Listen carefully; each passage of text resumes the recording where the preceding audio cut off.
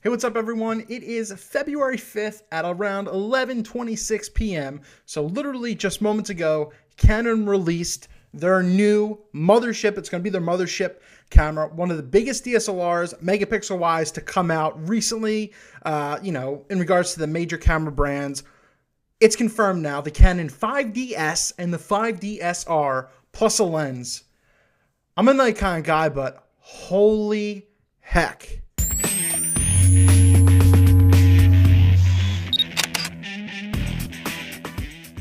So these Canon rumor specs have came out probably about maybe 3 weeks ago, 3 weeks to a month ago, and they were really serious. It was the same things, minor things were getting tweaked here, and I made a reaction video. They thought it was going to be called like the 5D Mark IV or something like that, and I made a reaction video to that, and they're all pretty much the same specs that are now. Obviously, these are just more detailed since Canon made it official, once again, Thursday, February 5th of 2015. And once again, I'm doing a preview of it, just like a lot of us photographers are going to do it, which means our thoughts. Obviously, we don't have the damn camera to review. This is why it's a preview, just giving our thoughts, who this is for, etc. So I'm going to run down the specs and everything and the prices and who I think that this is for. And honestly, my opinion is going to be possibly the same, but I have a way better reaction to this camera.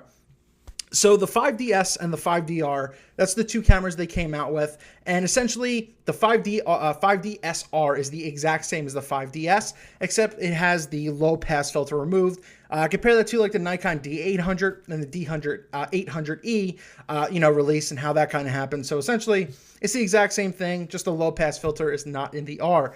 So this is a 50 megapixel camera.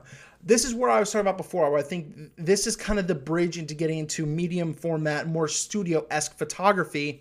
And they did this. They said this was going to be in the 1DX build, but it's interesting to see that they did it in their typical 5D build. So it's a 50 megapixel sensor. You can actually down convert it to a medium RAW.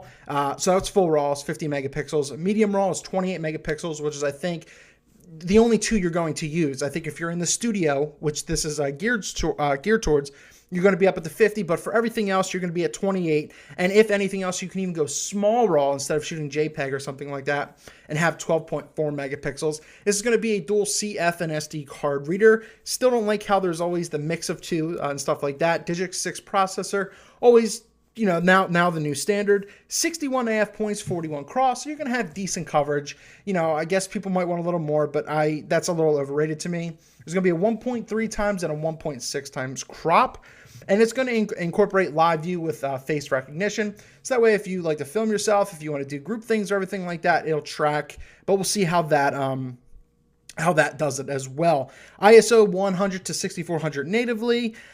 Shutter speed is all the way from a 30th to 1/8,000th of a second. A lot of cameras are starting to not include that, so that's really cool. And its synchro flash speed is 1/200th of a second. It does 5 frames per second, so this is not going to be your sporty type camera. And the video is interesting on this because it is not, I guess, fully new, but this isn't, I guess, what they're not gearing towards. It does its max of 1080p at 30 frames a second.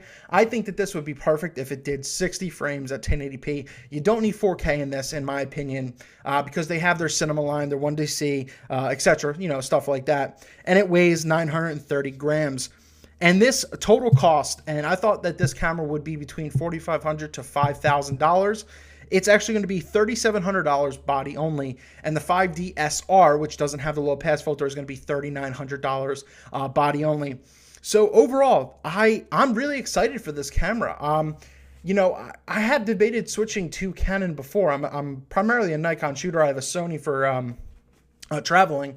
But this is a big camera. I love the flexibility of the megapixels into doing headshot work, some of the stuff that I do in some portrait stuff, having that 50 megapixels. But I love my D600 around. It's 20 whatever megapixels.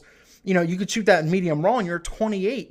It's a strong feature to have. And Canon really set a benchmark. And the price, yes, it's obviously steep. It's around $4,000, but it could be worse. Pentax has their camera, and it's like almost $5,000. So this is a really, really competitive time. Nikon needs to step up and do something, if just in regards to brand versus brand.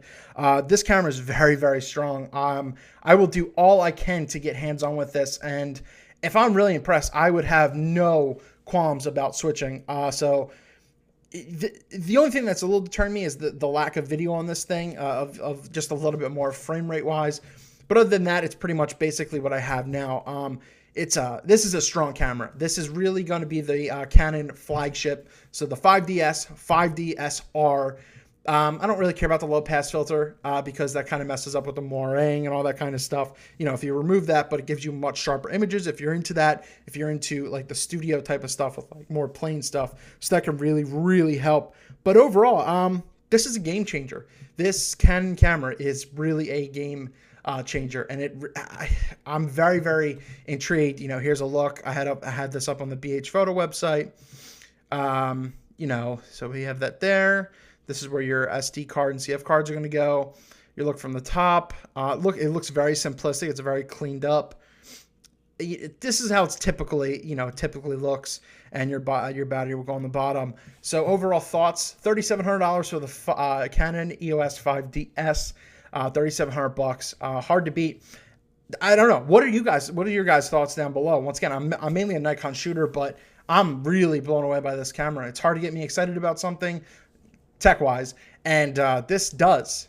Yes, it's highly priced, but it has its value because of the 50 megapixels and the ability to down convert to medium RAW and small RAW to get what you need. But a cool thing that also came out with this, once again, there's not really a ton in this line for Canon and their L series, but the 11 to 24, as you see, it's $3,000. 16 elements, 11 groups, 9 blades. It's weather sealed and has a rear gelatin filter hold. So just something interesting to keep in mind that came out with this, and we shall see. So this says the end of February. When does the 5DS say? Let's take a look.